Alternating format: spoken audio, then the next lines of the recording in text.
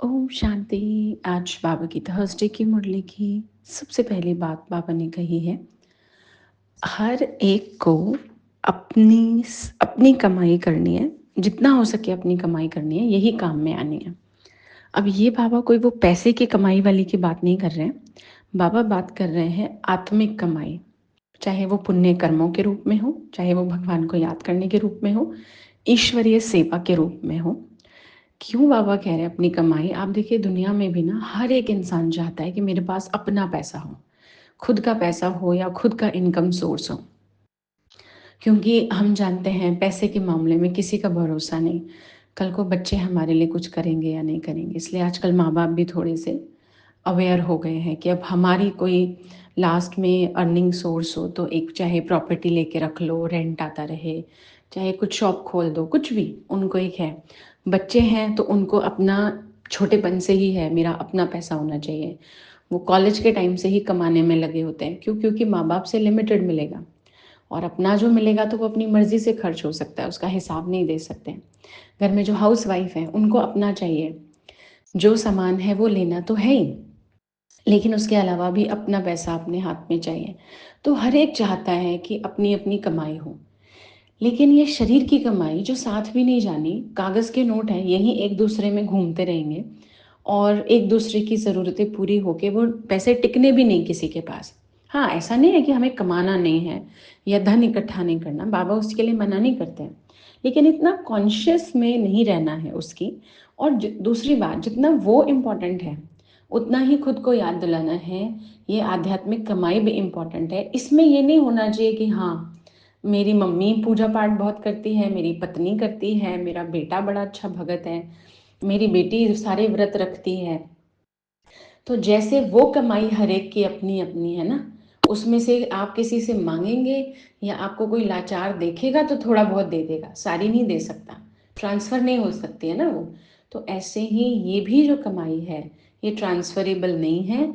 किसी का बहुत ज़रा सा हमें मिल जाएगा, हम उस पर आधारित नहीं रह सकते, क्योंकि वो भी हमेशा के लिए नहीं मिलेगा। आप देखिए ना, आप किसी से उधार मांगेंगे वो आपको कितनी बार दे देगा। तो ऐसे ही ये भी जो भक्ति या आध्यात्म की कमाई है, इस पर हम डिपेंडेंट नहीं रह सकते। कई बार हम कईयों को बोलते हैं तो वो कहते हैं कि नहीं, हमारी ना मदर आती है सुनने के लिए, हमारे ना हस्बैंड आते हैं, या हमारे घर में ये आता है, फलाना आता है। तो हमको बोलते हैं आप, तो वो बोलते हैं हाँ, घर से एक आ रहा है काफ़ी है ना। तो घर में एक कमा रहा है ये काफ़ी नहीं मानते हैं, घर में सोचते हैं जितने मेंबर है अगर सब कमा रहे हैं तो बहुत अच्छा है। तो इसलिए बाबा ने आज हमें ये महत्व समझाया।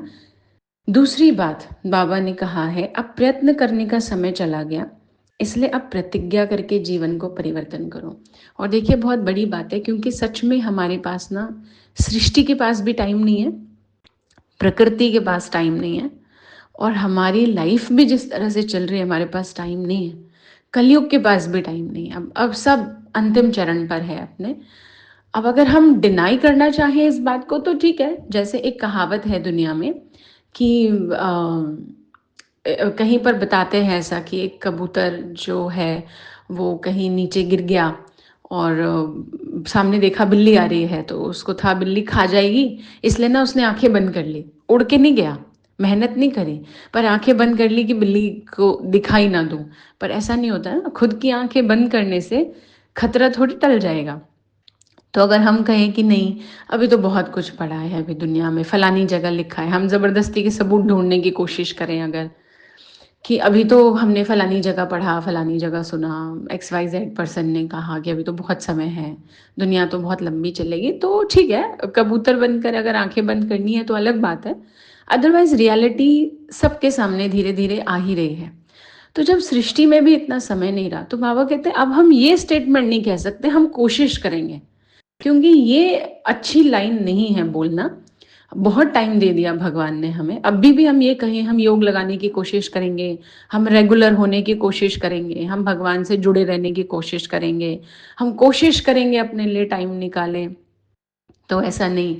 बाबा कहते हैं अब प्रतिज्ञा करके परिवर्तन करो। नहीं, अब से प्रतिज्ञा ये करना ही है, बस, नो एक्सक्यूज, नो रीज़न।